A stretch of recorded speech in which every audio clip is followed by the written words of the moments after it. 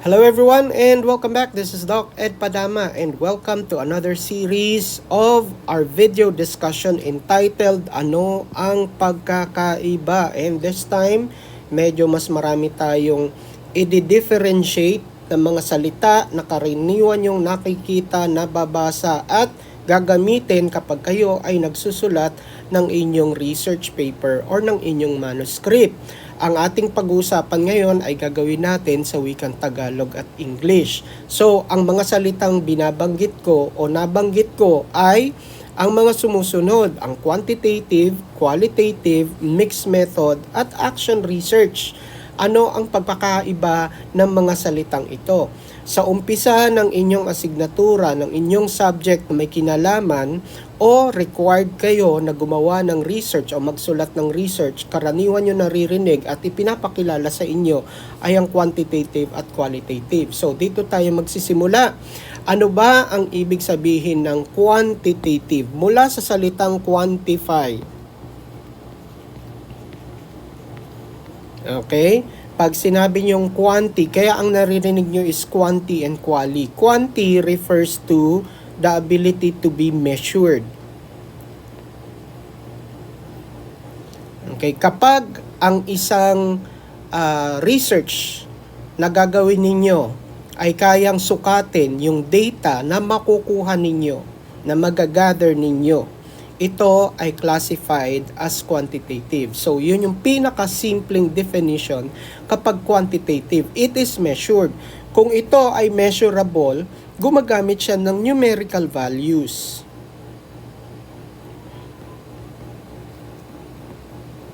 Okay, itong numerical values naman ay na ino-organize at ina-analyze sa pamamagitan ng statistics. Okay, statistical analysis. Yun na lang gamitin natin. Statistical analysis. Okay. So, ito ang characteristic ng tinatawag nating quantitative research. Yan, yung unang term natin.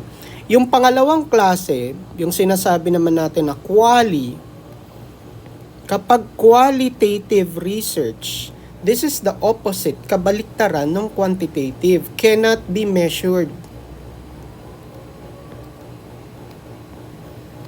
So, ito yung mga bagay na hindi kayang sukatin. Okay, kagaya ng isang phenomenon, pangyayari, experience, at kung ano-ano pa. So, itong mga bagay na ito ay sinasabi nating qualitative dahil hindi o walang kakayanang sukatin ang mga bagay na makukuha ninyo o magagather ninyo. Doon sa mga data na makokolekta ninyo, hindi nyo ito pwedeng sukatin. Kaya siya ay tinatawag na qualitative. Okay? So, ano-ano yung mga babalik na data sa inyo? Hindi siya in the form of numerical values. Usually, mga experiences ito, in the form of experiences, narrations, text, at kung ano-ano pa. Okay? So, ito yung response na makukuha ninyo doon sa inyong mga participants, ang tawag natin dito, respondents, nasa form siya ng experiences, narrations, text. Okay? Kaya, hindi siya masusukat. Yung susunod, ang analysis naman na gagamitin dito, kung sa quantitative ay statistical analysis, sa qualitative naman ay thematic analysis. Thematic analysis through coding. Okay. So, ang thematic analysis ay yung paghahanap ng mga magkakaparehong sagot doon sa mga ibinigay ng inyong respondents. So, ang ibibigay ng mga respondents ninyo are in the form of experiences, narrations, observations ninyo, isusulat ninyo.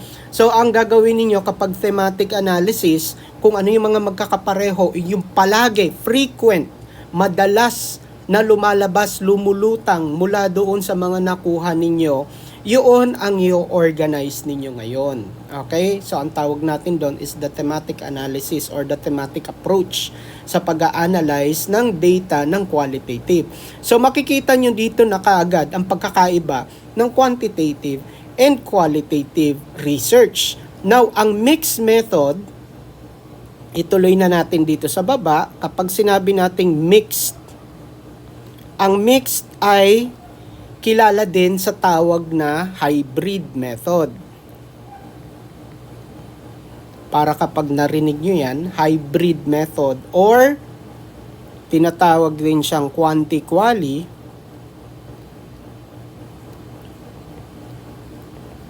isa lang ang kahulugan niya. Ano? Mixed method pa din siya. So pare-pareho lang yung kahulugan ng term ng hybrid or quanti-quali at mixed method. Ano naman ngayon ang mixed method? Mula doon sa salitang mix, ibig sabihin pinaghalo, pinagsama. Ano ang pinagsama? Yung quantitative at qualitative. Quantitative at qualitative ay pinagsama dito sa tinatawag natin ngayong mixed method. Papaano nyo malalaman, ito yung madalas na tinatanong, papaano malalaman kung mixed method ang isang research? Ito ay makikita doon sa instrument na gagamitin ninyo. Magsisimula na agad itong makita doon sa statement of the problem ninyo. In your statement of the problem, sa specific problems ninyo, kapag kayo ay nagbigay ng isang tanong, question form kasi ang SOP, na merong kakayanan na halimbawa gumamit ng isang instrument, nagtanong kayo, ang tanong ninyo, what is the level of ganito? Kapag what is the level of, ito ay quantitative. Okay? So, kapag ang tinanong naman ninyo sa SOP, what are the challenges encountered by the participants? Ito naman ngayon ay qualitative na question. Kapag ito ay pinagsama ninyo, which is allowed, which is valid sa isang SOP na meron kayong quantitative na question at qualitative na question, doon ngayon siya nagiging mixed method. So, ang gagawin ninyo doon sa paraan ng pag-gather nyo ng data, kapag level ang hahanapin ninyo, magpo-provide kayo ng survey. Magpo-provide kayo ng instrument na kung saan meron silang checkan, meron silang mga options at kung ano-ano pa. Ang tawag natin doon is quantitative instrument or researcher-made instrument na quantitative. Dito naman sa challenges, it's either interviewin nyo sila or bigyan nyo sila ng open-ended questions, isusulat nila yung tanong, yung sagot doon sa tanong. Okay? So again, that will fall under qualitative research. So yun ang inyong signal para malaman kung ang inyong research na ginagawa ay mixed method. Yung susunod, kulang na tayo ng space, ay yung tinatawag nating action research. Yung pang-apat. Okay, kapag sinabing action research, ito ay pwedeng quanti, quali, or mixed method. Ang action research ay pwedeng quantitative, qualitative, mixed method. Okay? Pero, ulitin natin, yung signal, yung sign para malaman nyo kung action research. Ang characteristic lang ng action research ay meron siyang tinatawag na concrete output. At ano itong output na tinatawag natin kapag action research ang ginagawa ninyo? Ito ay maaaring isa sa mga sumusunod. Okay? It can either be a plan, a program, an innovation, an intervention. Okay. So karaniwan ng action research, familiar dito yung mga teachers natin kasi ito yung required type ng research na ipinagagawa sa kanila kapag magsusulat sila ng research. So ito ay ginagamit din ng ibang school para kung ano yung problema na nasa loob ng action research at similar doon sa ibang school, magagamit nila yung output nitong research. So usually, ang action research ay nagbabase o umiikot sa problema kung saan ang focus nito na type ng problem is with regard doon sa tinatawag nating teaching and learning process. Okay, kaya karaniwan ang mga problema sa action research ay may kinalaman doon sa problema sa pagtuturo, sa pagkakatuto sa mga bata. Mga problema na kinakaharap sa loob ng classroom. Yun lang yung pagkakaiba ng action research dito sa naunang tatlo. Ang action research, ulitin natin, pwedeng quantitative, tapos gagawa kayo ng output, ito yung type ng problem, action research na siya. Ganun din doon sa dalawa, pwede siyang qualitative, basta meron siyang output na ganito at ang focus niya ay ganyan. Or mixed method, ito ang output, ito ang focus.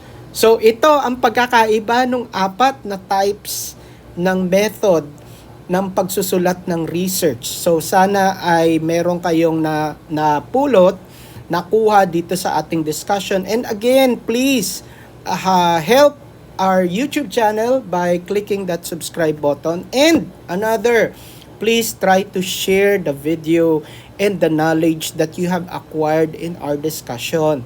Pinakamagandang regalo po natin sa mga kasama natin, kaibigan natin, lalong-lalo na doon sa mga taong alam natin nahihirapan sa pagsusulat ng research, ay mabigyan din natin ng kalinawan yung kanilang kaisipan kung papaano dapat gawin kapag nagsusulat ng research. Maraming salamat po sa inyong lahat. Thank you and God bless. See you on our next video, everyone. Bye!